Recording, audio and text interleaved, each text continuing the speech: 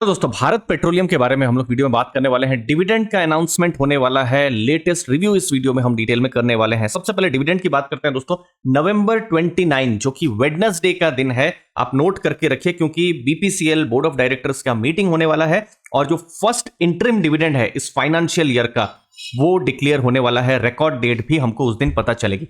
तो जब हम डिविडेंड की बात कर रहे हैं तो कुछ डिविडेंड हिस्ट्री को भी देख लेते हैं कि कैसा भारत पेट्रोलियम का डिविडेंड हिस्ट्री रहा है। तो देखिए ये है लास्ट ईयर मतलब जो लास्ट फाइनेंशियल ईयर है, जो फाइनेंशियल ईयर 23 है, कितना डिविडेंड था? 4 रुपीज का डिविडेंड था। अब आप कहेंगे कि ये तो अभी अगस्त का ही मैं बात कर रहा हूं तो मैं लास्ट ईयर क्यों कर रहा हूं? मेरा मतलब है लास्ट फाइनेंशियल ईयर की मैं बात कर रहा हूं, फाइनेंशियल ईयर 23।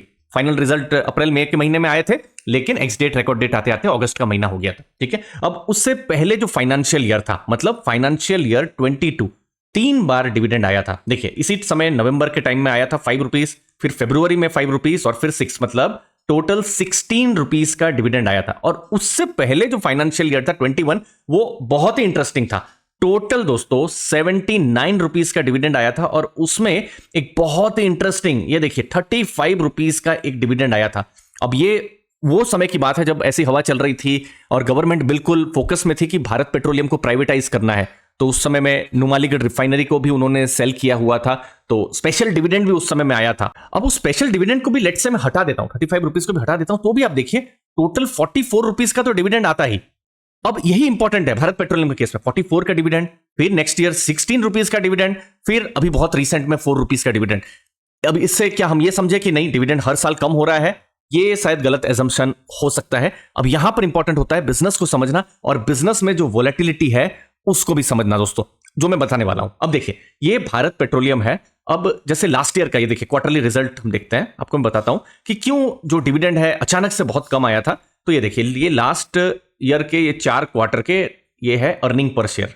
ठीक है, जहां पर 2 बार तो उन्होंने लॉस किया था। क्वार्टर 1 में -28, फिर -1.56 ये लॉस किया था। क्वार्टर 1 क्वार्टर 2 में लॉस किया था। और एक्चुअली में तेल के भाव अगर इस साल जनवरी फरवरी मार्च में अगर घटते नहीं तो शायद डिविडेंड तो ठीक है हमको लॉस ही देखने को मिलता है। लेकिन क्वार्टर 3 में क्वार्टर 4 में उन्होंने कमबैक किया, थोड़ा बहुत प्रॉफिट किया, और प्रॉफिट किया तो फिर इस बार जो 4 रुपीज का डिविडेंड हमको देखने को मिला था। तो यहां समझना जरूरी है कि जो बिजनेस है बहुत डिपेंड करता है ग्लोबल लेवल पर ऑयल के प्राइस कैसे हैं। आप सोच लीजिए उनको अगर रिफाइनिंग में अच्छे मार्जिन मिलते रहे और मार्केटिंग में अच्छे मार्जिन मिलते रहे, मार्केटिंग मतलब जो हम ऑयल जो है पेट्रोल डीजल भरवाते हैं वहां पर लास्ट ईयर तेल का भाव बहुत ज्यादा बढ़ गया था पेट्रोल डीजल का, तो उससे क्या हुआ था इनके जो मार्जिन्स हैं वो नेगेटिव हो गए थे। और इस साल अब सिचुएशन देख लेते हैं क्योंकि अब जो डिविडेंड है इसी के बेसिस पर आएगा। तो देखिए जून और सितंबर 2 क्वार्टर के रिजल्ट आए हैं तो अर्निंग पर शेयर मजबूत है 49.38, मतलब 87 रुपीज का अर्निंग पर शेयर अभी तक 2 क्वार्टर में हुआ है। अब कितना डिविडेंड इसमें से देते हैं? देखिए ये तो टोटल प्रॉफिट उनका हुआ है 87 का। अब ऐसा हम एजम्पशन ले 87 में से 50 या 60 या 80 रुपीज हमको डिविडेंड दे दे तो वो गलत एजम्पशन रहेगा। बोर्ड ऑफ डायरेक्टर्स सब कितना डिसाइड करते हैं, 10% दे सकते हैं, 15%, 20-25%, वो हमको नहीं पता है। तो उसके लिए हम नवंबर 29 को ही वेट करेंगे।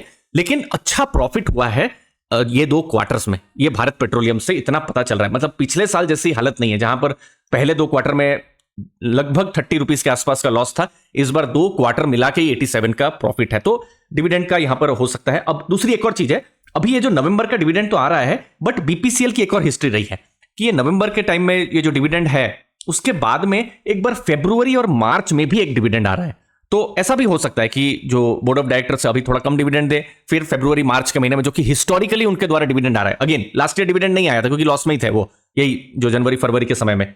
तो उस साल को छोड़ दे तो फिर 3 बार जनरली डिविडेंड आ रहा है उनके द्वारा। एक तो अभी जैसे नवंबर में आने ही वाला है जो कि नवंबर 29 की डेट है, फिर अब देखते हैं क्वार्टर 3 के समय में डिविडेंड आ रहा है कि नहीं आ रहा है, और फिर फाइनल डिविडेंड। अभी फोकस 29 नवंबर पर ही रहने वाला है। अच्छा प्रॉफिट हुआ है, अब देखते हैं बोर्ड ऑफ डायरेक्टर्स क्या फाइनल डिसीजन लेते हैं डिविडेंड को लेके भारत पेट्रोलियम। ऐसे ही पैसिव इनकम, फिर mutual fund portfolio, personal finance related content आते रहते हैं दोस्तों। 3600 से बड़ी कम्युनिटी है। डिस्क्रिप्शन बॉक्स को आप चेक कर सकते हैं जो कि हमारे टेलीग्राम लर्निंग ग्रुप की लिंक है जहां पर सिर्फ फोकस प्योर फाइनेंशियल लर्निंग पर होता है। मुझे उम्मीद है आपको वैल्यू जरूर मिलेगी। डिस्क्रिप्शन में मैंने लिंक को दिया हुआ है। अब भारत पेट्रोलियम में ये जो स्विंग देखने को मिले हैं वो भी हमको समझना है। अब देखिए लास्ट ईयर 2.66 लाख करोड़ का उन्होंने रेवेन्यू किया था अप्रैल टू सितंबर 2022 लास्ट ईयर, लेकिन इतने रेवेन्यू के बाद 6567 करोड़ का लॉस कर दिया। इस बार रेवेन्यू देखेंगे थोड़ा कम है, 2.46 लाख करोड़ है, लेकिन प्रॉफिट देखिए इस बार 19,052 करोड़। यही रीजन है कि जो मार्केटिंग में पिछले साल लॉस कर रहे थे, तेल के प्राइस बहुत ज्यादा बढ़ गए थे, जो यूक्रेन रशिया जो वॉर हो रहा था, तो प्राइस जब बढ़ गए थे तो क्या हुआ था, एक लेवल से ऊपर वो पंप में भी प्राइस बढ़ा नहीं सकते हैं, तो उनको इंपैक्ट हुआ था। और इसीलिए जो बहुत सारी कंपनियों को भी हम एनालिसिस करते हैं तो देखिए हम मार्जिन को बहुत फोकस में रखते हैं, बिजनेस एनालिसिस मार्जिन हमेशा ध्यान में रखिए। अब जैसे आपको मैं बताता ही हूं, सितंबर 2020 11% का मार्जिन है, सितंबर 2021 देखिए 6% का मार्जिन, फिर सितंबर 2022 लास्ट ईयर 1% का मार्जिन, कितना कम हो गया, और इस बार देखिए 13% का मार्जिन। अब ये क्यों है? क्योंकि अगेन जो बिजनेस है बहुत हद तक ऑयल के प्राइस पर डिपेंड करता है, रिफाइनिंग मार्जिन, मार्केटिंग मार्जिन पर डिपेंड करता है। दोनों अच्छा ठीक ठाक चलेगा तो अच्छा है बिजनेस के लिए। लास्ट में 29 नवंबर का तो वेट रहेगा ही, यहां पर हमको फिर Q3 के रिजल्ट के समय में रिफाइनिंग मार्केटिंग मार्जिन भी देखना है। अभी तो मार्केटिंग मार्जिन अच्छे रहे हैं, जो फर्स्ट हाफ में जो रिजल्ट आए हैं, ईपीएस भी बहुत स्ट्रांग है, जिससे एक डिसेंट डिविडेंड का भी एक्सपेक्टेशन भी यहां पर बन रहा है। बट अगेन सेकंड हाफ में अगर तेल के प्राइस बढ़ गए तो, क्योंकि इजराइल हमास फाइट हो रहा है, फिर यहां पर मिडिल ईस्ट के कुछ अगर ओपेक के द्वारा कुछ डिसीजन आ गया, ऑयल के प्राइस अगर बढ़ जाते हैं तो फिर से मार्जिन में इंपैक्ट आ सकता है। अगेन इलेक्शन भी है अगले साल में, और गवर्नमेंट की तरफ से अगर कोई नोटिफिकेशन अगर आ जाता है तो जिससे एडवर्सली इफेक्ट हो जाता है ऑयल का जो प्राइस है, तो फिर बीपीसीएल को इंपैक्ट पड़ सकता है। बट अगेन वो अगर होता है तो, अभी तक हुआ नहीं है, ये एक इमर्जिंग ट्रेंड जैसा है, अगर गवर्नमेंट कुछ एक्शन नहीं लेती तो फिर तो बढ़िया है, कुछ फर्क नहीं पड़ेगा उनके बिजनेस को लेकर। तो इसीलिए ऑयल के प्राइस पर बहुत कुछ डिपेंड करता है, बट अभी फिलहाल फोकस रहेगा, प्रॉफिट उन्होंने अच्छा किया है, ऑयल के प्राइस कम थे जिसके कारण से अच्छा प्रॉफिट हुआ है, और डिविडेंड भी 29 नवंबर को आने वाला है। डिटेल्स आएंगी, आपके साथ शेयर करेंगे अर्ली फाइनेंशियल आजादी में, जहां पर हमारा कोर फोकस बिजनेस एनालिसिस पर रहता है। थैंक यू, धन्यवाद दोस्तों।